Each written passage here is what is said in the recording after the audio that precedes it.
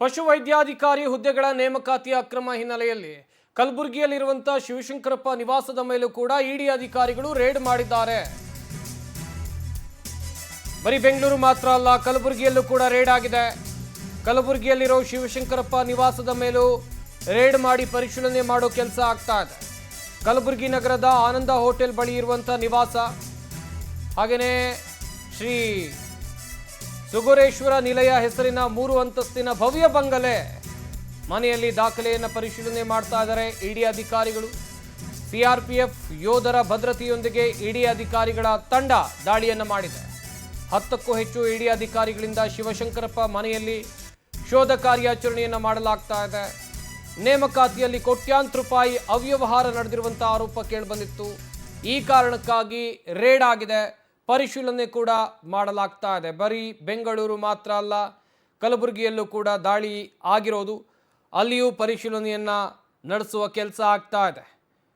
ಆನಂದ hotel ಬಳಿ ಇರುವಂಥ ಸೋಗೂರೇಶ್ವರ ನಿವಾಸದ ಮನೆ 3 ಅಂತಸ್ತಿನ ಭವ್ಯ ಬಂಗಲೆ, ಈ ಮನೆಯಲ್ಲಿ ದಾಖಲೆ ಪರಿಶೀಲನೆಯನ್ನು ಇಡಿ ಅಧಿಕಾರಿಗಳು ಮಾಡ್ತಾ ಇದ್ದಾರೆ.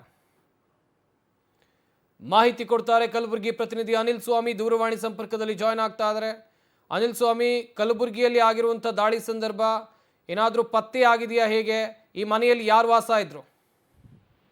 ಸಂಪತ್, ಕಲಬುರಗಿ ನಗರದ ಏನೊಂದು ಆನಂದ ನಗರ ಬಡಾವಣೆಯಲ್ಲಿರುವಂತಹ ಕೆಪಿಸಿ ಮಾಜಿ ಅಧ್ಯಕ್ಷ ಶಿವಶಂಕರಪ್ಪ ಸಾವ್ಕಾರ್ ಅವರ ನಿವಾಸದ ಮೇಲೆ ಬೆಳಗ್ಗೆ 10ಕ್ಕೂ ಹೆಚ್ಚು ಇಡಿ ಅಧಿಕಾರಿಗಳು ಸಿಆರ್ಪಿಎಫ್ ಭದ್ರತೆಯೊಂದಿಗೆ ದಾಳಿ ನಡೆಸಿದ್ದಾರೆ. ದಾಳಿ ಸಂದರ್ಭದಲ್ಲಿ ಏನೊಂದು ಬೆಳಗ್ಗೆ ಸತತವಾಗಿ 4 ಗಂಟೆಯಿಂದಲೂ ಕೂಡ ಅವರ ಡೋರ್ ಅನ್ನ ಲಾಕ್ ಮಾಡಿಕೊಂಡು ಒಳಗಡೆ ಇಡಿ ಅಧಿಕಾರಿಗಳು ದಾಖಲೆಗಳನ್ನ ಪರಿಶೀಲನೆ ಮಾಡ್ತಿದ್ದಾರೆ ಅಂತ ಹೇಳ್ಬೋದು. ಇತ್ತೀಚೆಗೆ ರಾಜ್ಯದಲ್ಲಿ ಪಶು ವೈದ್ಯಾಧಿಕಾರಿಗಳ ನೇಮಕಾತಿಯಲ್ಲಿ ನಡೆದಂತ ಅಕ್ರಮ ಮತ್ತು ಏನೊಂದು ಬ್ರಹ್ಮಾಂಡ ಭ್ರಷ್ಟಾಚಾರ ನಡೆಯಿತು. ಈ ಒಂದು ಹಗರಣಕ್ಕೆ ಸಂಬಂಧಿಸಿದಂತೆ ಇತ್ತೀಚೆಗಷ್ಟೇ ರಾಜ್ಯಪಾಲರು ಏನೊಂದು ಶಿವಶಂಕರಪ್ಪ ಸಾವರನ್ನ ವಜಾ ಮಾಡಿತ್ತು. ಈ ಸಂದರ್ಭದಲ್ಲಿ ಈಗ ಏನು ಹಗರಣ ದೊಡ್ಡ ಮಟ್ಟದ ಸದ್ದು ಮಾಡಿದ ಹಿನ್ನೆಲೆಯಲ್ಲಿ ನೇರವಾಗಿ ಇಡಿ ಎಂಟ್ರಿಯಾಗಿದೆ. ಇಡಿ ಅಧಿಕಾರಿಗಳು ಕಲಬುರಗಿ ನಗರದ ಶಿವಶಂಕರಪ್ಪ ಸಾವ್ಕಾರ್ ಅವರ ನಿವಾಸದಲ್ಲಿ ಇನ್ನೂ ಕೂಡ ದಾಖಲೆಗಳನ್ನ ಪರಿಶೀಲನೆ ಮಾಡುತ್ತಿದ್ದಾರೆ ಅಂತ ಹೇಳ್ಬೋದು.